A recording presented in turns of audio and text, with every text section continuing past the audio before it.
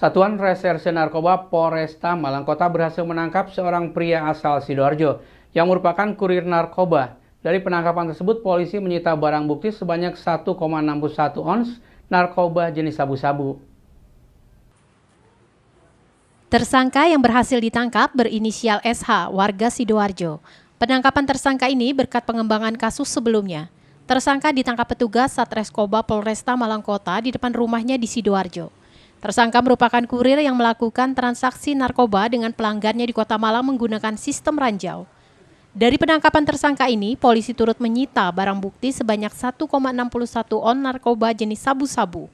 Sementara itu, dalam pemeriksaan polisi, tersangka mengaku sudah 4 bulan menjadi kurir sabu. SH mengaku mendapat upah sebesar Rp1.000.000 untuk tiap 1 on sabu-sabu.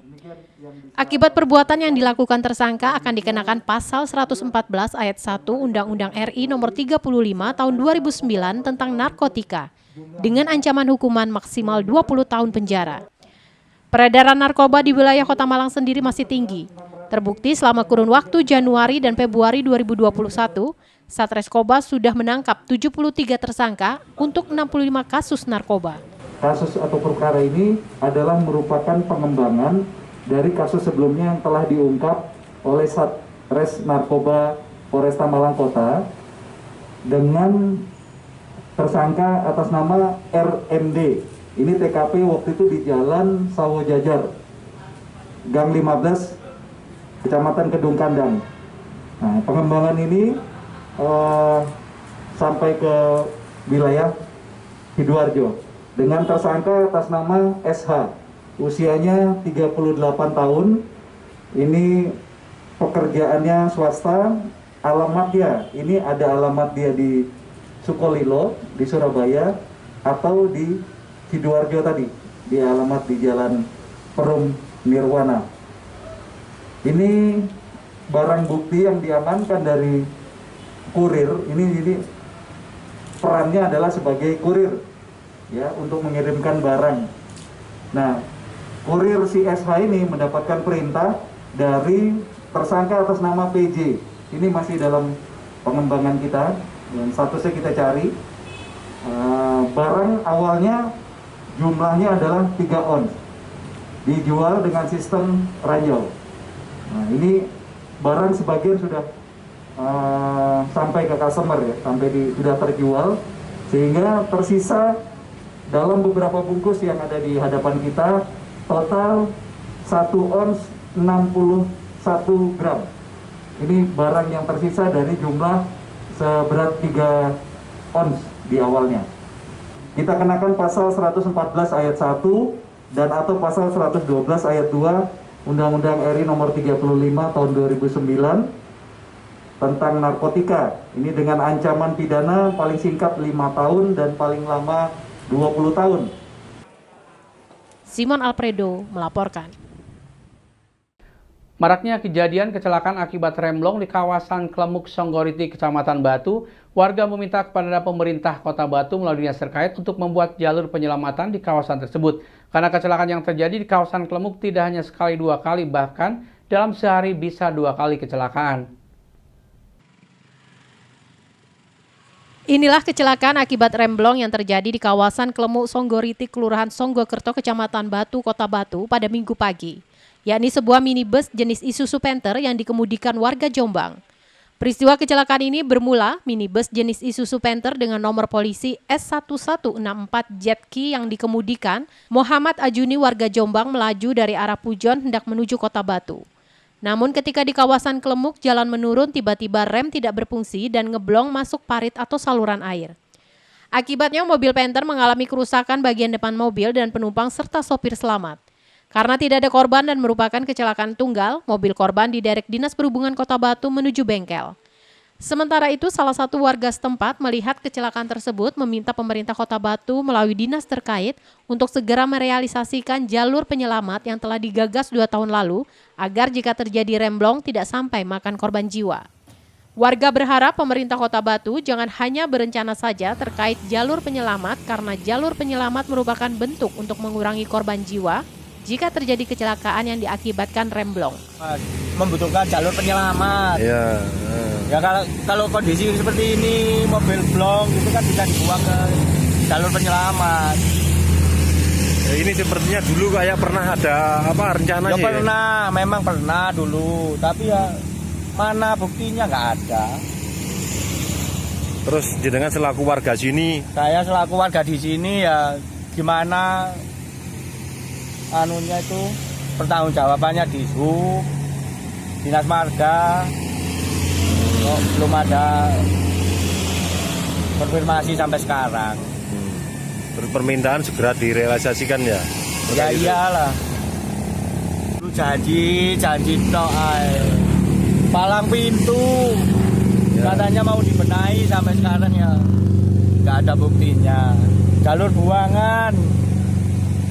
Katanya mau dibenahi ya nggak ada buktinya. Masa harus makan nyawa lagi kan? Apa nunggu kecelakaan yang lebih parah lagi atau gimana? Yanto Yancong melaporkan. PT Kereta Api Indonesia Daerah Operasi 8 Surabaya menambah 2 tempat penyediaan layanan pemeriksaan COVID-19 dengan menggunakan genos. Penambahan genos salah satunya di stasiun Kota Malang. Penambahan layanan ini dilakukan PT KAI Daob 8 sebagai upaya untuk meningkatkan pelayanan kepada para pengguna moda transportasi kereta api. Inilah layanan tes genos yang resmi digunakan di stasiun Kota Baru Malang sejak hari Minggu kemarin. Biaya layanan yang dikenakan untuk layanan genos ini yakni Rp20.000. Syarat untuk bisa menggunakan genos ini, calon penumpang harus menunjukkan tiket kereta api jarak jauh atau kode booking. Agar bisa mendapatkan hasil maksimal sebelum menggunakan genos, calon penumpang dilarang untuk merokok, makan, atau minum kecuali air putih 30 menit sebelum dilakukan tes. Selain stasiun Kota Malang, penambahan genos juga dilakukan di stasiun Gubeng, Surabaya. Penambahan genos di stasiun Kota Malang sendiri dengan pertimbangan cukup banyaknya jumlah penumpang kereta api jarak jauh yang berangkat dari Kota Malang. Dalam pemeriksaan, jika ditemukan penumpang yang positif COVID-19, maka PT KAI akan mengembalikan tiket secara penuh dan menyarankan calon penumpang pergi ke puskesmas atau klinik terdekat untuk dilakukan tindakan lebih lanjut. Meski sudah menyediakan genos sebagai alat untuk tes COVID-19, namun PT KAI masih menyediakan rapid test antigen kepada calon penumpang kereta api. Hingga saat ini lebih dari 7.000 calon penumpang yang telah menggunakan layanan tes genos di 3 stasiun yang disediakan PT KAI DAOP 8 Surabaya. Guna mencegah persebaran COVID-19, PT KAI juga mewajibkan penumpang untuk mematuhi protokol kesehatan. Salah satunya dengan mewajibkan penumpang untuk tetap memakai masker. Masa berlaku sesuai dengan surat edaran nomor 20 tadi adalah 3 kali 24 jam untuk hari biasa dan 1 kali 24 jam untuk hari libur ataupun hari besar nasional. Pak, layanan seperti ini sampai kapan Pak rencana? Selama pemerintah masih mensyaratkan untuk melakukan rapid ataupun tes genus, dan selama itu masih ada layanan baik itu rapid antigen ataupun genus di stasiun keberangkatan kereta api.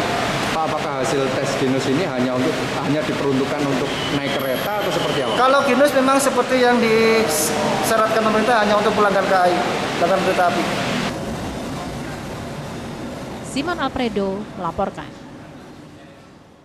Terima kasih Anda masih bersama kami Info 7 Malang Raja.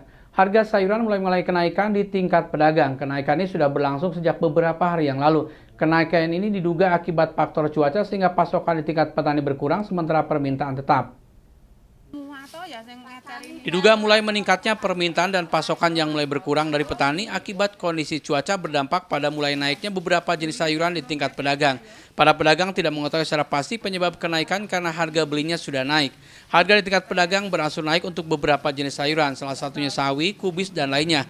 Untuk harga cabai merah kecil masih tinggi per kilogram di kisaran Rp90.000, sementara untuk cabai hijau kecil masih Rp50.000 per kilogramnya.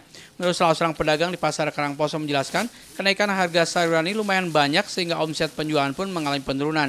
Dan untuk cabai merah kecil, sebagian pedagang tidak menjual karena harga yang masih tinggi dan pembelinya sulit. Para pedagang berharap cuaca bisa semakin membaik sehingga harga jual dan beli sayuran bisa kembali normal dan terjangkau agar transaksi jual beli bisa lancar dan pendapatan bisa kembali normal. Ada yang turun, ada yang naik. Kalau cabai itu ya naik jan terus. Cabai merah ya, Iya, kecil. Cabai kecil. Berapa sekarang, Bu? 93. Sudah berapa lama itu? Ya 2 hari ini. 2 hari ini, Pak ya? Ya, kalau kemarin kan sama sih 85. Iya. Kalau sekarang itu 93, 95. Cabai. Kalau yang hijau itu, Bu? Kalau yang hijau itu 50. 50, Pak ya? Iya, kalau lombok merah ini sekarang 30, ada yang 28. Pembelinya gimana Pak sudah kayak gitu? Ya, pembelinya ya ada yang enggak. Kalau yang lain seperti sawi, seperti anu? Nek sawi sekarang tuh naik 15. Udah hampir rata-rata ya, sebagian besar. Sawi pre itu ya naik. Semua naik. Iya, kalau kubis itu ya 5.000, 4.000. Kubisnya Pak ya, Iya. sekarang. Iwan Hikmawan melaporkan. Akibat berat beban kendaraan yang melintas ditambah seringnya air hujan mengalir ke badan jalan berdampak pada terjadinya kerusakan pada badan jalan. Jalan berlubang, retak, dan bergelombang. Penambalan lubang jalan seringkali tidak bertahan lama dan jalan kembali berlubang. Lubang jalan menjadi salah satu penyebab terjadinya kerusakan badan jalan. Lubang jalan ini diakibatkan beratnya beban kendaraan yang melintas dan seringnya badan jalan tergenang air ketika hujan deras turun. Lubang jalan semakin dalam dan lebar pada musim penghujan sehingga akan semakin parah terutama ketika akses jalan ramai dilintasi kendaraan berat. Seperti yang terlihat di Jalan Raya Girimoyo sampai dengan Tawang Argo Karangploso menuju perbatasan dengan Kota Batu. Lubang jalan bermunculan pada penghujan walaupun sebagian sudah ada penambalan. Hal ini berdampak pada terganggunya kenyamanan dan bahkan keamanan pengendara, terutama roda 2. Karena ketika roda depan sepeda masuk lubang, maka bisa berakibat fatal pengendara terjatuh dari sepeda motor. Menurut salah seorang warga menjelaskan, di sepanjang Jalan Raya Girimoyo sampai Tawang Argo terdapat beberapa titik lubang jalan besar dan dalam yang sudah beberapa kali mendapatkan penambalan tetapi tidak bertahan lama dan jalan kembali berlubang. Di beberapa titik jalan diberi tanda pengaman agar masyarakat dan pengguna jalan lebih waspada dan menghindari lubang jalan. Banyak pihak berharap lubang jalan segera ada penambalan agar tidak membahayakan pengguna jalan dan untuk kelancaran aktivitas masyarakat, tidak menunggu lubang jalan semakin banyak dan parah. Ya tiap hujan, karena air nggak masuk got. Tapi lewat jalan raya itu. Oh gitu Pak ya. Tapi gotnya ada Pak? Apa? Gotnya ada. Ada. Harapannya ya nembele yang aspal yang berkualitas itu. biar agak, Iya. biar jalan awet. Iya, biar awet. Iwan Hikmawan melaporkan. Terima kasih Anda masih bersama kami Info 7 Malang Raya. Kepolisian Resort Kota Batu menggelar upacara kenaikan pangkat istimewa. Kenaikan pangkat istimewa diterima oleh AKP Budiono, anggota Satsabara Batu yang telah mengabdi selama 38 tahun menjalankan standar operasional dalam bertugas. Bertempat di halaman Polres Batu, Kapolres Batu AKBP Catur Cahyono Wibowo memimpin kenaikan pangkat istimewa. Upacara kenaikan pangkat diterima AKP Budiono yang bertugas di Satuan Sabara Polsek Batu. AKP Budiono yang telah menerima pangkat istimewa mengaku sangat berterima kasih kepada Kapolres karena telah membimbing selama 38 tahun bertugas dan mengabdi di kepolisian. Tidak hanya mengabdi, namun untuk memperoleh kenaikan pangkat istimewa ini sebagai anggota kepolisian harus selama bertugas tidak pernah bermasalah atau melanggar indisipliner dalam bertugas. Selain upacara kenaikan pangkat istimewa sebagai kegiatan rutin untuk memberikan semangat kerja dalam bertugas, Kapolres Batu juga membagikan door prize secara random kepada anggota kepolisian Resort Kota Batu. Pembagian door prize ini dilakukan setiap 1 bulan sekali. Kapolres Batu AKBP Catur Cahyono Wibowo menjelaskan tidak mudah untuk mendapatkan pangkat istimewa karena syarat yang harus dilalui sangat berat. Salah satunya, mereka selama bertugas tidak pernah mendapatkan rapot merah. Saya memperoleh pangkat AKP tidak mudah begitu saja. Namun saya tahapannya mulai pangkat dari Tamtama, Bayangkara 2. Saya seorang Brimob, kemudian saya sekolah lagi menjadi Bintara reguler dan yang terakhir sekolah perwira. Izin dan dikasih bocoran. Jadi 30 tahun saya melaksanakan dinas tanpa celah. Alhamdulillah terhitung mulai tanggal 1 Maret 2021 saya dinaikkan pangkat menjadi Ajun Komisaris Polisi atau AKP. Pangkat Bribda. Terima kasih. Diharapkan dengan adanya kenaikan pangkat istimewa yang diterima AKP Budiono bisa menjadi contoh anggota yang lain dalam menjalankan tugas dan mengabdi di kepolisian. Harapannya tidak hanya untuk beliau juga, makanya kita gelar kita laksanakan upacara ini biar sebagai pemacu atau pembangkit rekan-rekan yang ada di Polres Batu, sehingga dapat menjaga dinas maupun bekerja dengan baik, sehingga sampai di akhir mendapat kenaikan pangkat. Karena salah satu kunci utama adalah berdinas tanpa adanya cacat atau pernah melaksanakan pelanggaran atau sidang disiplin. Yanto Yancung melaporkan. Dalam rangka memperingati Hari Ulang Tahun Nahdlatul Ulama ke-98, pengurus cabang Nahdlatul Ulama Kota Batu menyelenggarakan kegiatan peringatan, muskercap sekaligus silaturahmi. Harlah NU ke-98 ini dihadiri oleh Wali Kota Batu, Porkompimda, dan jajaran pengurus PCNU Kota Batu. Kegiatan peringatan Hari Ulang Tahun Nahdlatul Ulama ke-98 Kota Batu berlangsung pada hari Minggu 16 Rajab 1442 Hijriah atau 28 Februari 2021 Masehi. Kegiatan Harlah ke-98 ini mengambil tema Menyongsong Satu Abad, Meneladani Muasis Menuju Kemandirian NU. Kegiatannya berlangsung di Masjid An-Nur Kota Batu, dihadiri oleh Wali Kota Batu Hajah Dewanti Rumpoko beserta Wakil Wali Kota Batu, Ketua DPRD Kota Batu Asmadi SP beserta jajaran Wakil Ketua, Rois Syuriah PCNU Kota Batu Kiai Haji Abdullah Thohir, Ketua PCNU Kota Batu Haji Ahmad Budiono SHMM beserta para Ketua MWC, Ranting, Badan Otonom di lingkungan Nahdlatul Ulama dan undangan lainnya. Peringatan Harlah NU ke-98 tahun ini tetap menerapkan protokol kesehatan. Diawali dengan istighosah dipimpin oleh Rois Syuriah PCNU Kota Batu Kiai Haji Abdullah Thohir dan dilanjutkan dengan pembukaan serta pembacaan ayat suci Al-Quran oleh Naila Julpa El Husna. Acara dilanjutkan dengan sambutan Ketua PCNU Kota Batu Haji Ahmad Budiono SHMM. Dalam sambutannya beliau menjelaskan sejarah panjang kiprah Nahdlatul Ulama mulai kemerdekaan sampai sekarang dalam menegakkan ajaran Islam Ahlul Sunnah wal Jamaah dan juga tegaknya Negara Kesatuan Republik Indonesia.